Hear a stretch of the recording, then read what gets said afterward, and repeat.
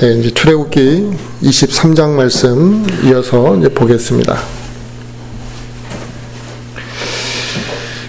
출애굽기 23장 1절 말씀 보시면, 너는 거짓 소문을 퍼뜨리지 말며 사악한 자와 손을 잡고 불의한 증인이 되지 말라. 이제 거짓 소문을 퍼뜨린다, 이런 경우는 사람들이 이제 그런 것 같습니다. 나는 그렇게 거짓된 소문을 퍼뜨리고 사는 사람은 아니다고 다들 그렇게 생각하는 것 같습니다. 그런데 어떤 상황을 자기에게 유리하게 만들기 위해서 지금 거짓 소문을 퍼뜨리는 거거든요. 또 아니면 자기가 무언가 유익을 취하기 위해서 거짓 증언을 하는 것인데, 결국 이게 자기에게 그 상황이 유리하게 만들거나 또 유익을 취하기 위해서 하는 이 거짓된 소문을 퍼뜨리는 것, 거짓 증언하는 것, 이걸 하지 말라는 것입니다. 우리가 거짓 증언을 안 하는 것 같고 거짓 소문을 안 퍼뜨리는 것 같지만 의외로 그런 행위들을 하는 경우들이 많고요. 여자들이 그런 행위를 많이 합니다. 내가 다른 사람을 미워하는 마음이 있으면 저 사람이 밉다라는 것 때문에 그 사람에게 무언가 피해를 주기 위해서 거짓 소문을 퍼뜨리는 행위들이 많이 있잖아요. 특히 여자들은 뒤에서 속닥거리면서 저 사람이 그랬다더라 저랬다더라 하면서 불필요한 말들, 또 확인되지 않는 말들, 또 과장된 말들, 이런 것들이 거짓 소문이다 이 말이죠. 그러면 그 소문을 퍼뜨리는 이유가 그 사람에게, 상대방에게 피해를 주기 위해서 퍼뜨리는 것인데, 다른 사람들과 대화를 하면서 우리는 쉽게 이런 과장되고 거짓된 소문을 퍼뜨릴 우려가 있다라는 것입니다. 근데 지금 하나님께서 이것을 하지 말라고 하시는 이유는, 지금 이 출애굽기 23장에서는 공의로움에 대해서 이야기하시려고 하는 겁니다. 그러니까 공정하고 옳고 의로운 게 무엇이냐, 이걸 지금 말씀하시는 거죠. 그래서 또 수다를 떨면서 그럴 뿐만 아니라 그 인터넷 댓글을 달 때도 그런 게 있죠. 그리스도인들 중에서 인터넷 댓글을 부지런히 다는 사람들이 있어요. 한심한 짓입니다. 물론 올바른 이야기를 하는 건 괜찮아요. 그런데 저는 댓글을 거의 쓰지도 않습니다만, 특히 연예인들 이야기에 막 댓글 다는 사람들이 있잖아요. 나중에 잡아가지고 경찰서에 고소하고 나면 사실이 아닌 경우들도 많고. 근데 이런 행위들이 공의롭지 못하고 하나님의 성품과는 어긋나는 거기 때문에 우리한테 하지 말라는 것인데요. 에베소서 4장을 한번 살펴보겠습니다.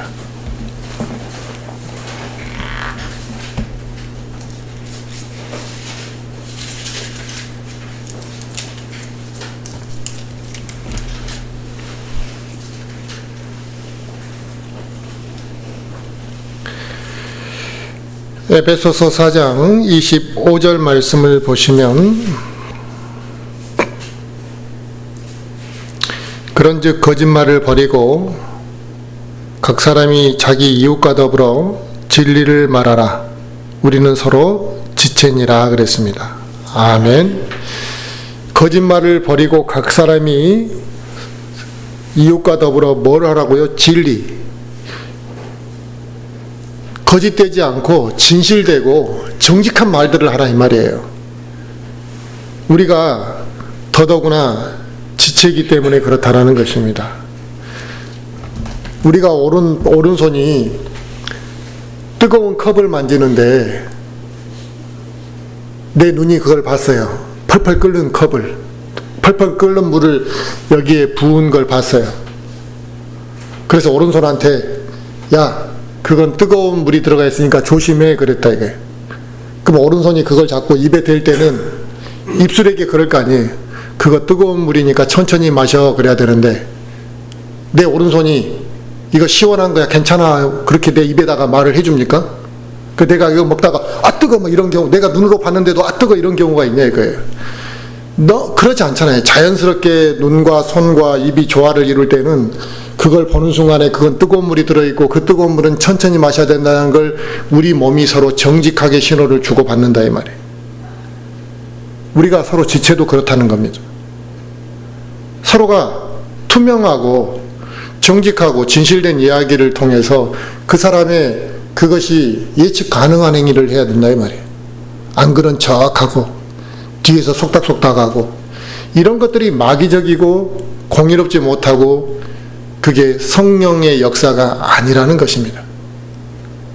그래서 제가 그런 교회를 떠나는 문제도 떠날 수 있죠. 자기가 더 좋은 영적 스승을 만날 수도 있고 또 뭐 이사를 가서 거리상에 어떤 상황도 생길 수 있고 여러 가지 환경 때문에 교회를 옮기는 문제가 생길 수도 있습니다. 근데 그게 정상적인 행위와 범주 안에서 해야지 뒤통수 치듯이 하는 행위들이 그게 어떻게 성경적이고 하나님께서 허락하시는 거겠냐. 그리고 이미 떠날 마음을 다 갖고 있으면서 안 그런 척하는 이런 행위들, 이게 아까 오른손이 뜨거운 물을 마시면서 입에게는 안 뜨겁다고 말하는 행위하고 뭐가 다르냐 이 말이에요. 그건 진실되지 못한 거잖아요. 그래서 우리는 이런 거짓된 소문을 퍼뜨리는 행위, 사악한 손을 붙잡고 사악한 자들과 손을 잡고 불의한 증인이 되는 것들, 지체에게 진실되게 행하지 않는 것들, 이런 것들은 우리가 해서는 안 되는 행위들이라 이 말이에요. 그래서 내가 그 사람들에 대해서 진실되게 행하려고 하다 보면 나쁜 짓을 안 하게 되겠죠. 그렇잖아요. 거짓된 행위를 안 하면 되는 거잖아요. 근데 거짓된 행위를 했기 때문에 거짓말을 하게 되고 그걸 감추기 위해서 또 다른 거짓말들과 불필요한 일들을 하게 되는 것이다 이 말입니다. 그 성경은 사악한 자와 손을 잡고 불의한 증인이 되지 말라 그랬는데 사악한 자와 손을 잡고 불의한 증인이 된다는 게 뭐겠습니까? 돈을 받고 거짓 증언을 해주는 경우들, 또 부도덕한 이익을 위해서 거짓 증언을 해주는 경우들, 이 사람이 저 사람을 때렸는데 내가 이 사람하고 친하기 때문에 나는 못 봤다고 이렇게 말하는 행위들, 이런 것들이 사악한 자와 손을 잡고 불의한 증인이 되는 거예요. 그러면 처음부터 사악한 자와 손을 안 잡았으면 되는 거잖아요. 그래서 우리가 하나님의 공의, 이것을 우리가 생각한다면 어떻게 해야 되는가 생각을 해야 되는 것이죠. 그래서 여자들은 매우 주의해야 되는 건데, 뭐 남자들도 마찬가지입니다만 수다를 떠는 곳에 내가 안 가면 되는 거예요. 그런데 매번 수다 떠는 데에 가서 참견하고 참석하는 사람들이 있어요. 그냥 거기 가면 자기가 막 쫑알쫑알 되는 거 좋아하고 또 자기 가서 참견하고 끼어들고 이런 거 좋아하는 사람, 그 남의 이야기 하는 거 좋아하는 사람, 이런 사람들은 죄를 짓기가 매우 쉬운 경우에 있다는 걸 우리가 알아야 된다 이거죠. 자, 그 다음 23장 2절부터 3절까지를 한번 읽어주세요.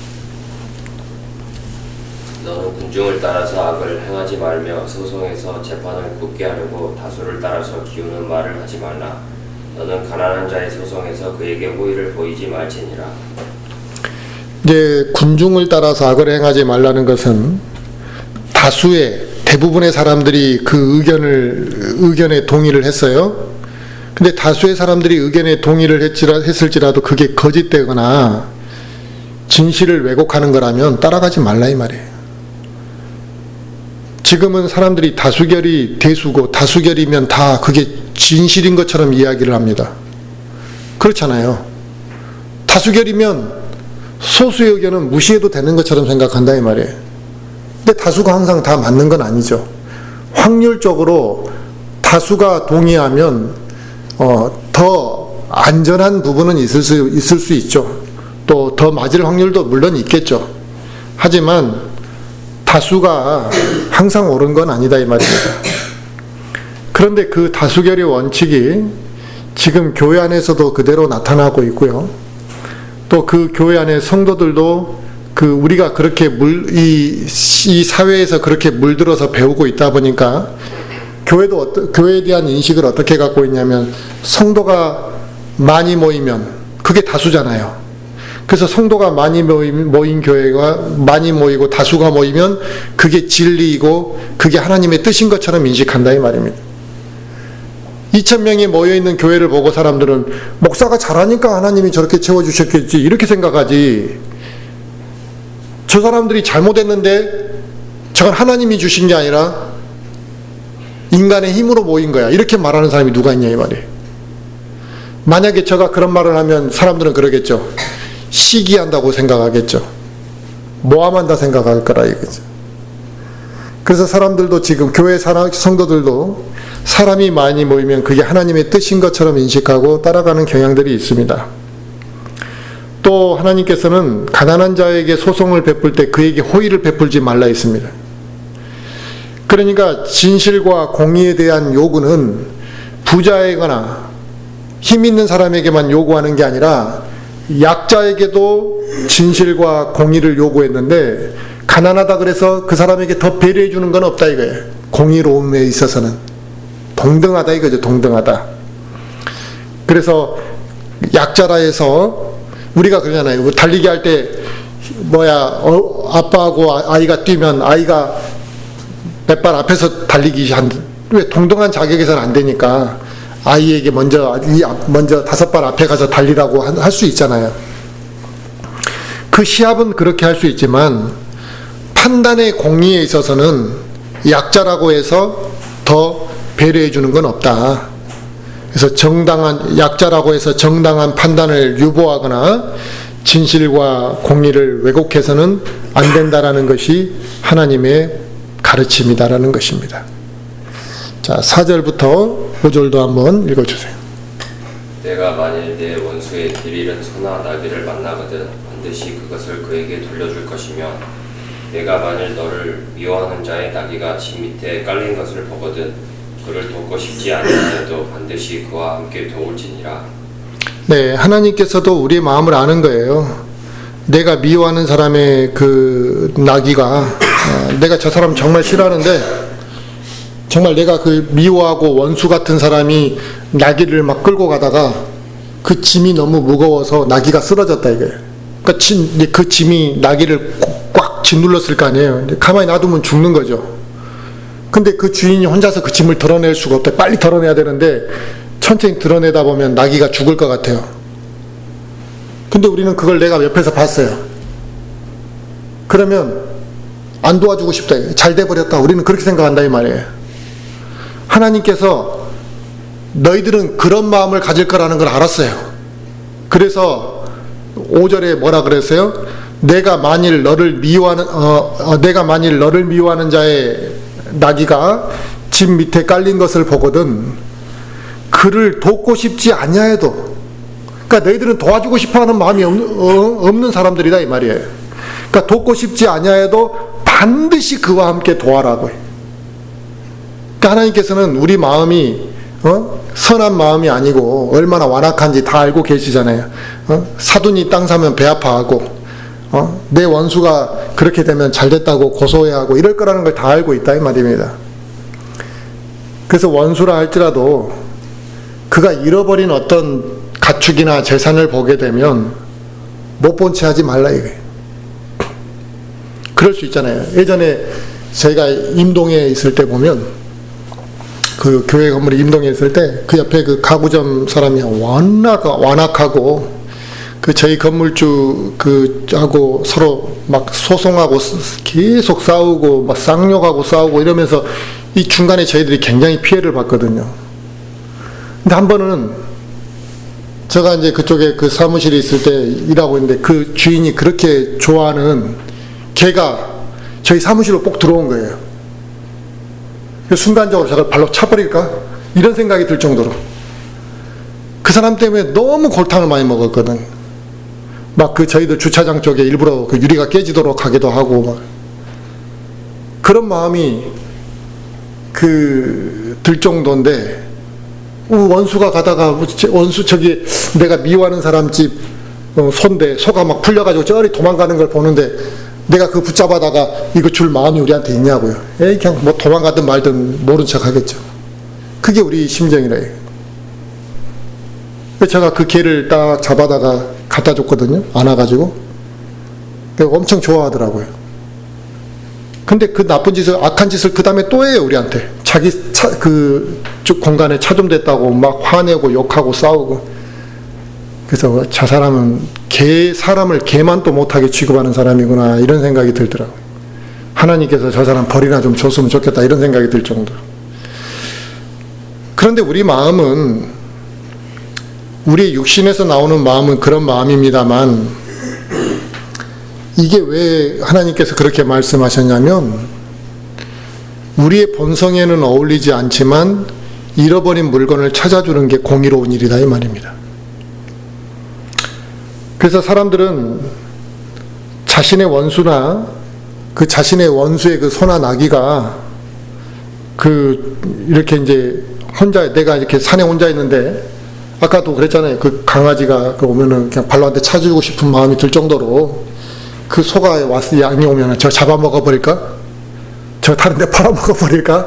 우리가 그런 생각을 할 수 있는데, 그런 마음을 갖지 말고, 또 잃어버린 그 재산에 대해서 내가 못 본 채 하지 말라, 이게. 그 원수의 다이아몬드 반지가 딱땅에 떨어졌어요.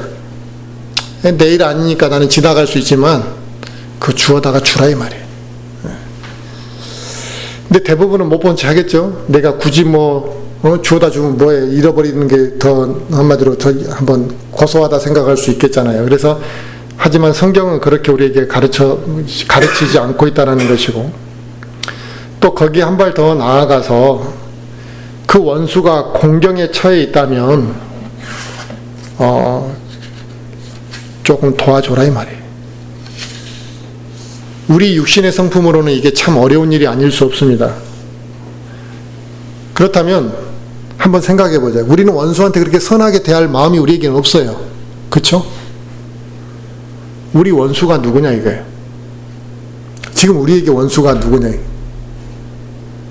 나에게 상처 준 사람들이 우리가 원수가 되고, 또 나를 좀 미워한 사람에게 우리는 그 원수 취급을 하고, 나에게 손실을 끼친 사람들, 이런 사람들을 우리가 원수 대하듯이 한단 말입니다. 근데 그들에게 서로 당장 화해하면 더 금상첨화지만, 그렇다 그래서 그들에게 부도덕하게 대하거나 진실을 왜곡하게 해서 대해서는 안 된다, 이 말이에요. 선을 베풀면은 최상의 일이지만 부도덕하게 해서는 안 된다, 이 말이죠. 자, 성경 말씀 우리 세 구절 한번 찾아보겠습니다. 잠언 24장 말씀 한번 보겠습니다.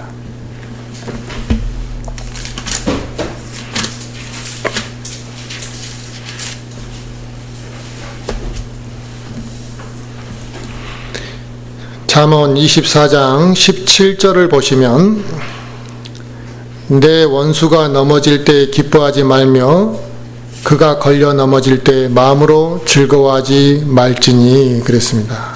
아멘. 원수가 넘어지면 아이고 잘됐다 이렇게 생각할 텐데, 그런 걸 기뻐하지 말라, 이거예요. 그리고 즐거워하지 말라, 이거예요. 참 우리 본성하고 안 맞는 가르침인데, 하나님이 원하시는 게 그거다. 자, 마태복음 5장 한번 볼까요?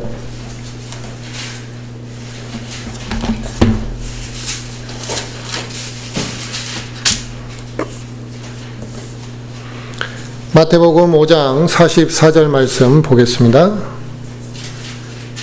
나는 너희에게 이르노니 너희 원수들을 사랑하며 너희를 저주하는 자들을 축복하고 너희를 미워하는 자들에게 선을 행하며 악의를 품고 너희를 다루며 너희를 핍박하는 자들을 위해 기도하라, 그랬습니다. 아멘. 그러니까 악을 악으로 갚게 되면 그건 공의롭지가 못하는 거예요, 하나님의 그 상황에서. 왜냐하면 내가 또 죄를 짓게 되기 때문에 그렇습니다. 그러니까 내가 저 사람에게 하나님께서 악을 악으로 갚지 말라는 이유는 뭐냐면, 너가 그 악을 악으로 갚게 되면 너도 죄를 짓게 된다, 이 말이에요.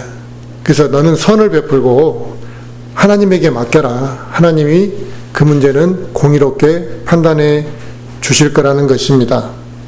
그래서 나를 저주하는 사람을 저 사람은 나를 막 욕하고 저주하는데 내가 그 사람한테 축복을 해주고 기도해 준다는 게 얼마나 어려운 일입니까? 그쵸? 나에게 싫은 표정만 지어도 내가 그 사람하고 불편해지는 상황인데, 그 사람에게 우리가 이렇게 해주기 위해서는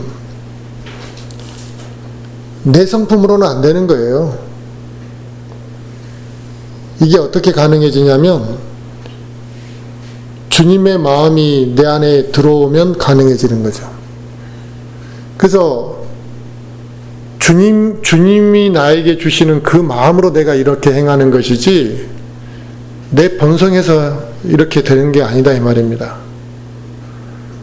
우리가 가족관계 중에서도 불편한 경우들이 있잖아요.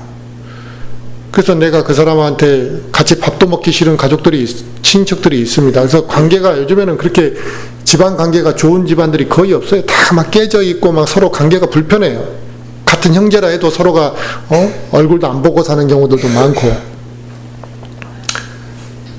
근데 원수한테도 이렇게 해주라 그랬는데 우리가 가족들한테도 얼마나 참 모질게 하냐 이 말이에요.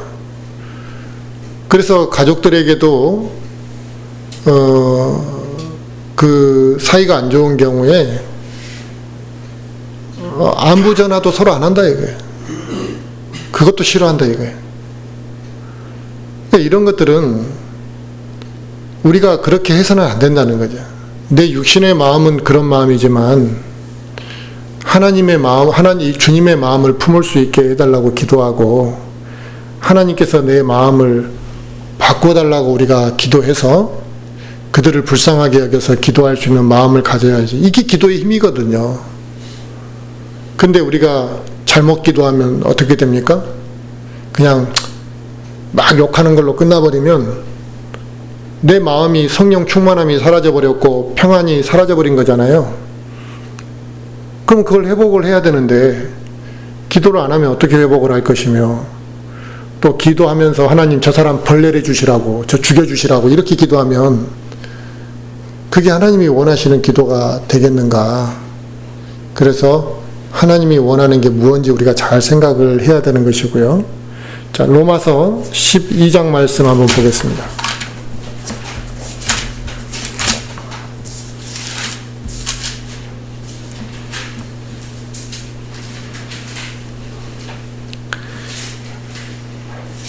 로마서 12장 20절 말씀 보시면, 그러므로 내 원수가 줄이거든 그를 먹이고 그가 목마르거든 그에게 마실 것을 주라. 그리함으로 내가 그의 머리 위에 불타는 숯을 쌓으리라. 악에게 지지 말고 도리어 선으로 악을 이기라 그랬습니다. 아멘. 내가 원수에게 이렇게 잘 대해주고 선하게 대하는 것이 하나님의 뜻인데 내가 그렇게 할 자신이 없다면, 그래서 우리가 기도하는 거예요. 그런 마음을 달라고 기도하는 것이고, 또 우리가 이렇게 완전하게 하지는 못할 망정 악하게 대하지는 말라 이 말이죠. 그래서 최소한의 우리가 그 악을 악으로 갚는 행위만큼은 자제해야 되는 것이다. 자, 출애굽기 다시 23장 6절부터 7절 말씀 보겠습니다. 한번 읽어주세요. 너는 가난한 자의 소송에서 그에 대한 재판을 굳게 하지 말지니라. 너는 거짓된 일로부터 내 자신을 멀리하며 무죄한 자와 의로운 자를 죽이지 말라. 나는 사악한 자를 의롭다 하지 아니하리라. 아까도 과부와 고아 이야기를 하면서 이 가난한 자들의 연약함을 이야기했는데, 가난한 사람들은 자기 자신을 방어하고 변호할 만한 힘이 부족하다 이 말입니다. 그런데 세상은 돈을 많이 가진 사람들이 재판을 왜곡되게, 재판의 결과를 굽어지게 만들 수 있다 이 말입니다. 하지만 돈이 없고 가난하다고 해서 재판을 공정하게 받지 못하다는 것은 하나님이 원하시는 게 아니다는 거죠. 그래서 이것은 이 공의를 말씀하실 때 계속 뭐가 지금 결부되냐면 거짓된 것이 결부되잖아요. 그러니까 거짓과 공의는 함께 할 수 없다라는 걸 지금 이야기하는 거죠. 계속 공의를 말할 때 거짓이 지금 거짓된 거에 대한 것이 같이 지금 결부돼서 말이 나옵니다. 그래서 거짓에 대한 경각심을 가져야 되는데 지금 이 시대는 거짓도 선으로 포장되는 시대잖아요. 그래서 그 나쁜 거짓된 행위를 했어요. 근데 나중에 이게 자기는 선한 의도로 한 것처럼 포장을 한다 이 말이에요, 사람들은. 하지만 우리 그리스도인들은 거짓된 것으로부터 멀리 떨어져 있는 것이 합당한 것이라는 것입니다. 거짓된 일로부터 멀리 있게 되면 우리가 무죄한 자를 또 의로운 자를 죽이는 일은 없었겠죠. 근데 거짓된 것들과 가까이 있다 보니까 무죄한 자에게 피를 흘리게 만들고 의로운 자를 죽이는 일에 우리가 동참하게 되는 것입니다. 우리가 거짓된 일로부터 멀리 있게 되면 악한 자를 의롭다고 하는 거나 그 잘못된 것, 선한 것을 왜곡시키는 일은 우리가 하지 않을 거라는 겁니다. 그래서 죄로부터 멀리 떨어져 있는 것이 지혜로운 거예요. 매번 죄 짓는 사람들하고 가까이 있으면 어느 순간에 무심코 죄를 짓기는 길이 열린다 이 말이에요. 나는 죄 안 지을 수 있어. 이것만큼 멍청한 생각이 없는 거예요. 애초에 가까이 안 하는 게 맞는 것이다. 자, 8절부터 9절 한번 읽어주세요. 너는 뇌물을 받지 말라. 뇌물은 지혜로운 자의 눈을 어둡게 하고 의로운 자의 말을 굳게 만드느니라. 너는 또한 나그네를 학대하지 말라. 너희가 이집트 땅에서 나그네였은즉 나그네의 심정을 아느니라. 뇌물은 사람의 마음에 그 미묘하고도 그 간접적인 힘을 발휘하는 게 있거든요. 이 뇌물이라는 것은 그냥 그 사람을 움직이는 강력한 이 미묘한 힘이 있어요. 그래서 뇌물을 받지 말라 이 말이에요. 뇌물을 받으면 그 뇌물이 나의 마음을 무엇인가 내가 원하는 것과 다른 방향으로 이끄는 그 힘이 내 안에서 작용한다 이 말. 그래서 뇌물은 뭐라고 했냐면 지혜로운 자의 눈을 어둡게 하고 의로운 자의 말을 굽게 만든다 그랬습니다.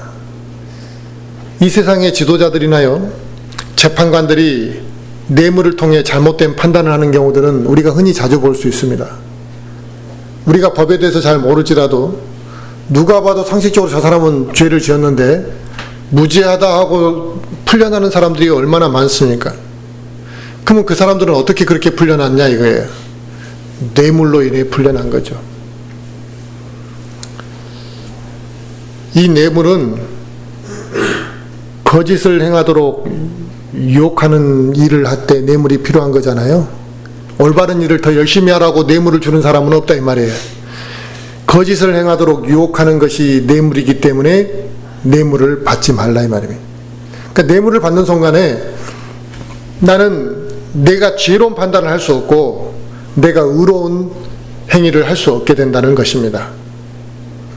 자, 그 다음에 23장 9절에 나그네를 학대하지 말라 그랬는데 이 말은 아까 우리 출애굽기 22장 21절에서도 이야기했죠. 너희들도 이집트에서 나그네였는데 너희가 이제 나라를 세우고 난 다음에 나그네를 학대하지 말라. 지금 같은 내용이 또 한 번 더 나왔습니다. 자, 10절부터 11절 말씀 한번 또 읽어주세요.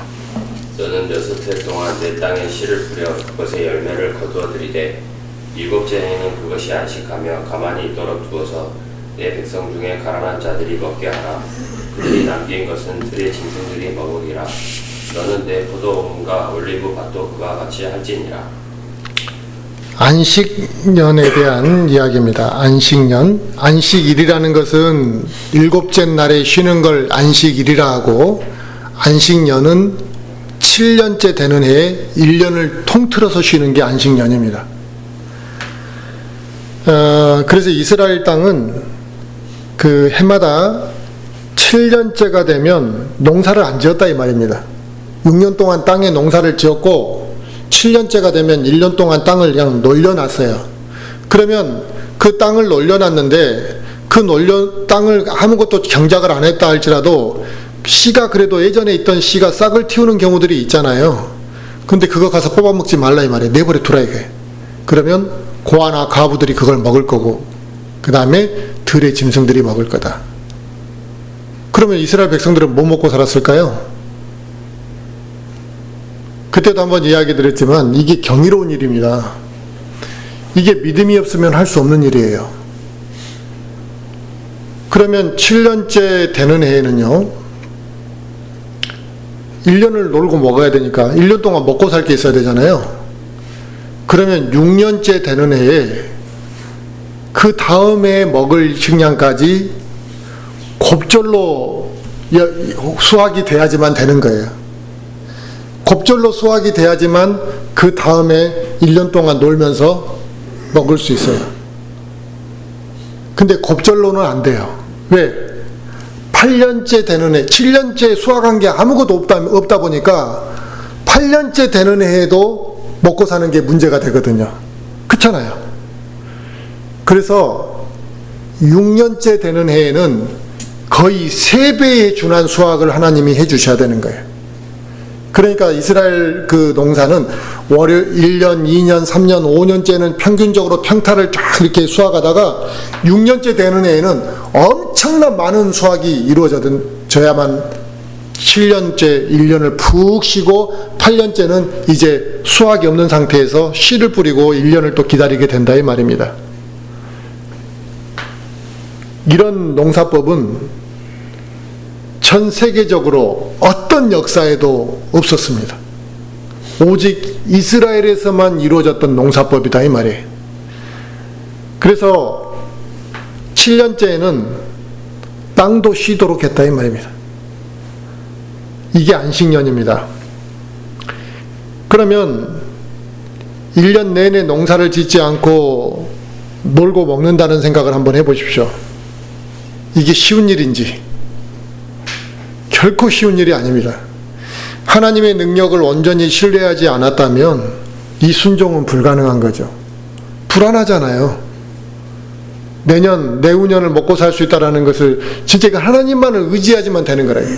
지금처럼 뭐 냉장고가 있고 저온 창고가 있어서 그걸 보관하고 이런 개념이 아니단 말이에요. 7년째 되는 해에 태풍이 와버린다든지 자연재해가 와버린다든지 이런 일이 발생하면 불가능한 이야기죠. 그래서 하나님께서 이 안식년을 만드셨는데 이 안식년을 만드신 이유는 땅도 좀 쉬는 시간을 하나님이 허락하신 것입니다. 또 땅만을 위해서 쉬라고 했냐?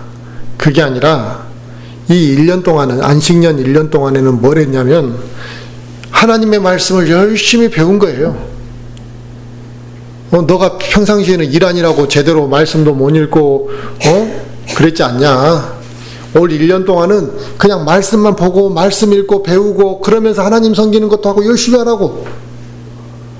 그러면 온 가족이 1년 동안 열심히 막 그 성경 말씀을 배우고 하나님의 가르침 율법을 배우고 실행하고 했을 거 아니에요. 그래서 하나님께서 그렇게 하시기 위해서 안식년을 제정했다. 얼마나 감사할 일입니까? 그런데 이스라엘 백성들이 이 안식년을 잘 지켰냐? 처음에는 잘 지켰죠.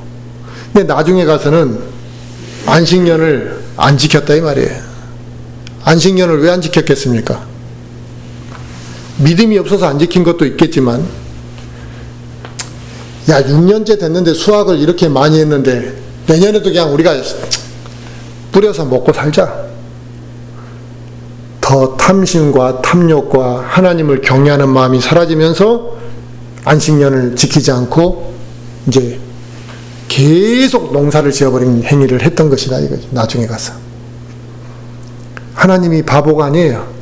그래서 이 이스라엘 백성들이 안식년을 지키지 않고 살아가는 걸 이렇게 보니까 490년 동안 안식년을 안 지켰네요. 보니까 나중에 이렇게 하나님이 쭉 보니까 그러면 490년이면 안식년을 몇 번 빼먹은 겁니까? 7년에 한 번씩 빼먹은 거니까 490년이면 70번의 안식년을 안 지킨 거예요. 그래? 그러면 내가 분명히 너희가 이렇게 살라고 했고 땅도 7년에 한 번씩 쉬라고 했는데 너희가 하나님이 준 땅을 70년 동안 쉬게 하지도 못하고 우려먹었으니까 이제라도 그 땅을 70년 동안 쉬게 해줘야 되겠다. 안식년을 챙겨줘야 되겠다.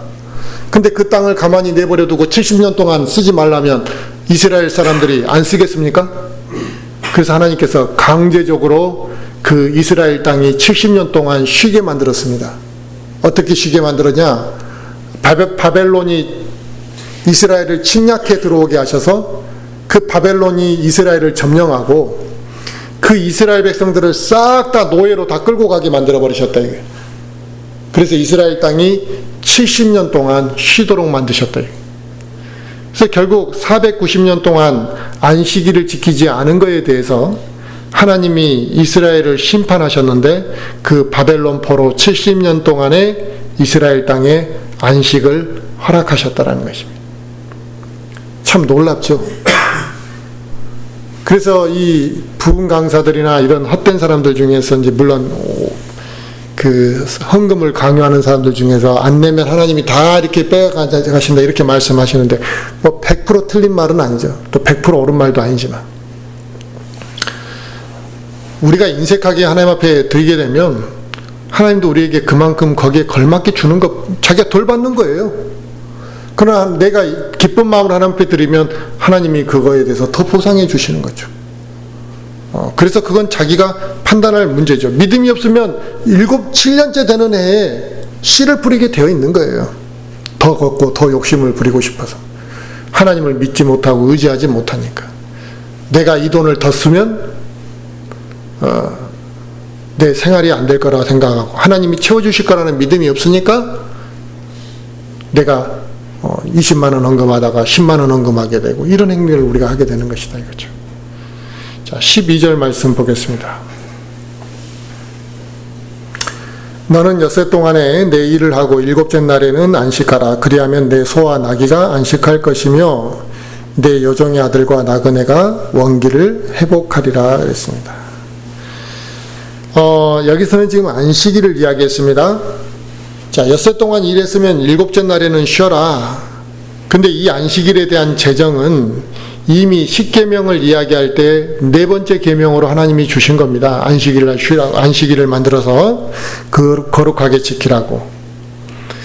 그래서 이스라엘 백성들이 7년에 한 번은 안식년 동안 1년 동안 하나님의 말씀을 배우고 경배하고 섬겼던 것처럼 또 7일 중에 일주일에 하루는 하나님의 말씀을 듣고 영적으로 참 안식을 누리는 삶을 살아라는 것입니다. 그래서 우리가 일주일에 하루는 이 시간을 쓰는 거예요. 그러니까 7년에 한 번을 안식년을 지켜야 되는 것처럼 또 7일에 한 번은 안식일을 지키는 것이다 이 말이에요. 그래서 우리는 안식일을 지키는 개념이 아니라 하나님을 경배하는 주일을 지킨다라는 개념이지만 어차피 맥락은 같은 거예요. 그런데 우리가 믿음이 바로 서 있지 않으면 뭐 오늘 하루 좀 빠지지 뭐 이렇게 하잖아요. 내가 온전하게 믿음이 서 있다 할지라도 내 자식을 안식일을 지키고 하나님을 섬기는 행위를 못이 박히도록 가르치는 데는 시간이 꽤 걸립니다. 뭔 핑계대고 안 나오려고 하잖아요. 오늘 학교 가야 되고 시험 기간이고 그런 그 과정을 안 거치는 애들이 없어요. 다 거쳐요. 근데 부모들이 그래 오늘은 안식일을 지키지 말아요. 오늘은 예배 드리러 오지 말아요. 근데 그 예배를 드린다 해서요 공부 못하는 거 그거 아닙니다. 근데 그날만큼은 그러니까 하나님에 대한 믿음과 신뢰가 없으니까 그 안식일을 못 지키는 거예요. 제가 오늘 공부를 해야 되는데 교회 나와가지고 말씀을 듣고 있으면 좋은 대학을 못 갈 거라고 믿음이 없는 거예요. 그리고 좋은 대학을 못 가면 하나님이 다른 방법으로 채워주지를 못합니까? 제가 고등학교 때요. 제가 그 중학교 때부터 고등학교 때까지 교회를 한 번도 안 빠지고 다녔거든요. 저 기억에는. 심지어 학교는 빠져도 교회는 빠진 적이 없어요. 정말 열심히 교회를 나왔는데 그 교회 고등부 부장 선생님이 학교 교사였는데 그 부장선생님이 저한테 그러더라니까요. 학생은 학교 가서 열심히 공부해야 되는 거지 교회를 이렇게 열심히 나오는 게 아니라고. 그럼 그 사람은 도대체 나는 순간적으로 이 사람은 도대체 뭐 하는 사람이지 이 생각이 들더라니까요. 제가 고등학생일 때. 근데 지금 뭐 교회에서 보십시오. 저희 교회뿐만 아니라 모든 교회가 대학생들도 교회를 열심히 뭐 나오는 사람이 누가 있습니까? 어른도 그 지경인데. 아니, 고등학생이 교회를 안 빠지고 자기 발로 열심히 이렇게 부모 영향 안 받고 나오는 경우를 저는 본 적이 없다니까요. 그게 비정상이 된 사례가 지금 세상이 돼버렸습니다. 저는 그랬죠. 아니, 학생이 공부를 열심히 해야지 교회를 그렇게 열심히 나오냐고. 저는 너무 의아하더라고요. 아니, 내가 하나님 잘 섬기면 꼭 공부로만 성공이 하나? 하나님이 나에게 다른 길은 안 주시나? 왜 그런 걸 안 가르치지? 그러니까 그 부장은요, 그 부장 집사라는 사람은 저 고등학교 때, 저 고등학생일 때보다 믿음이 더 없는 사람인 거죠. 하나님에 대해서. 그렇지 않습니까? 저는 지금도 그 말에, 저는 지금도 그때 하나님은 그렇게 저에게 책임져 주실 거라는 믿음이 지금도 저는 변함이 없어요. 이게 안식년을 지키고 이스라엘 사람들이 야, 어떻게 안식년을 안 지켰냐. 지금 있는 사람들도 별반 다를 거 없어요. 안식년 안 지킬 사람들이라 이게. 뭐 안식일도 못 지키는데 안식년을 지켰겠냐 이 말이죠. 그래서 우리가 안식일을 지킨다라는 개념은 하루 동안 하나님의 말씀을 듣고 영적으로 참 안식을 누리고 이 시간만큼은 하나님을 생각하면서 우리가 감사할 것들을 고백하고 하나님의 영광을 돌리는 귀한 시간이에요. 그래서 우리가 예배를 잘 드리면 복을 받는 거거든요. 근데 예배를 진짜 좀 아주 개판으로 드리고 있으니까 복을 못 받는 거죠. 아니, 하나님을 막 그따위로 해놓고 나서 하나님으로부터 좋은 걸 받기를 원한다는 것 자체가 이게 얼마나 악한 마음이냐 이 말이에요. 그렇잖아요. 와가지고 잠이나 자고 딴 생각이나 하고 있고 성의 없이 예배를 드려놓고 하나님 저가 좀 이렇게 좋은 직장 가려고 하는데 좀 합격시켜 주십시오. 이런 뻔뻔한 말이 어떻게 이루어질 수 있냐 이 말이에요. 정말 이게 저는 개탄스러울 일이다. 이게 얼마나 중요한 문제인지를 안다면 성도들이 그렇게 하나님을 섬기면 안 되고요. 목사들이 그저 교회 성도수 불리기 위해서 성도들이 그런 잘못된 행위를 관가해서도 저는 안 된다고 생각하는 거죠. 우리는 하나님을 위해서 하나님을 영광을 돌리기 위해서 목회를 하는 것이고 하나님만을 영화롭게 하기 위해서 예배를 드리는 것이지 우리끼리 서로 낄낄대고 이익 집단처럼 모여가지고 무엇인가 도움을 받기 위해서 우리가 교회를 소속돼서 만나는 건 아니거든. 그런데 사람들은 자기 이익을 위해서 교회를 찾는다 이 말이에요. 우리가 이 예배, 일주일에 하루는 하나님을 영화롭게 하는 이 예배를 드리기 위해서는 준비되어야 되는 것이죠. 그리고 하나님께 영광을 돌려드리기 위해서는 감사의 조건들을 갖고 나와야 된단 말이에요. 근데 아무 생각 없이 나와버린다 이 말이에요. 일주일 동안 내가 어떻게 살았는지 돌아보지도 않고. 그러니까 대화를 하면 팍팍하죠 우리가요. 어떤 사람이 교회에 와서 뭐 그 사람이 맨날 우려먹은 이야기일 수도 우려먹는 이야기일 수도 있겠지만 어떤 사람이 와가지고 자기가 이렇게 구원받았노라라고 이야기하면 우리가 그 은혜가 감동이 확 밀려들잖아요. 그런데 우리가 매 주마다 하나님의 은혜를 이야기하고 하나님께 감사할 것들을 우리가 고백한다면 그 은혜가 막 팽창하듯이 느껴질 거라는 거죠. 우리 마음속에서. 근데 우리가 그런 은혜를 느끼지 못하고 맨날 대화를 해도 팍팍하고 그러니까 우리가 아유 참 사람들도 안 늘어나니까 그냥 뭐 한 몇 번 왔다 가더라도 그냥 들락날락이라도 했으면 좋겠다 이런 말을 우리가 하게 되는 거고 얼마나 우리가 성의 없이 예배를 드리고 우리가 공고해져 있고 팍팍하게 준비 안 된 그런 삶을 살고 있는지를 스스로 우리가 그 말을 보여주고 있는 거죠. 그래놓고 나서 성도가 오면 뭐 달라질 것처럼 그 육신적인 육신덩어리들이 더 와봐야 몇 명 더 와봐야 뭐가 달라지겠습니까? 똑같은 거예요. 또 다른 문제를 파생시키는 거거든요. 우리가 성도가 많고 적고를 떠나서 내 안에서 감사하는 마음들이 풍겨나고 넘치지 않는 이상 그 예배는 아름다운 예배가 될 수 없고 대화는 풍성해질 수가 없는 거예요. 한 주간 우리가 뭐 했냐 이거죠. 하나님이 6일 동안 나를 채워주시고 그런 것들을 우리가 이야기하고 또 잘못 살았으면 회개하고 오늘 이 말씀들을 통해서 내가 어떻게 살아야 될 것인지를 배우고 하나님이 어떤 분이신지를 또 깨닫고 하나님께 영광을 돌려드리고 그렇게 하루를 보낼 수 있어야 된다 이 말이에요. 이스라엘 백성들은 하루 온종일 안식일을 그렇게 지켰어요. 우리는 그렇게 지키는 건 아니지만 오전에 예배 드릴 때만큼은 우리가 혼신의 힘을 다해서 예배를 드리고 그리고 그날만큼은 좀 타락한 행위를 하지 말고 그날 저녁에 가서 뭐 술집 가버리고 이러지 말고 좀 내가 그날만큼이라도 성경책도 좀 펼쳐도 보고 이렇게 살아야 되는 거 아니야 이 말이죠. 그런 거 배우라고 지역교회가 있는 거예요. 사람들은 와서 여기서 밥이나 떠먹고 서로 그냥 낄낄대고 이야기하고 잡담이나 하고 누스거리 이야기하고 그게 우리의 전부는 아니다 이 말이에요. 그래서 이 안식년을 지켰던 이스라엘 백성들과 안식일을 지켜야 됐던 또 우리는 주일을 지키는 그리스도인들 이거에 대한 하나님의 명령이 얼마나 준엄하고 중요한 문제인지 우리가 한번 깊이 생각해 봤으면 좋겠습니다.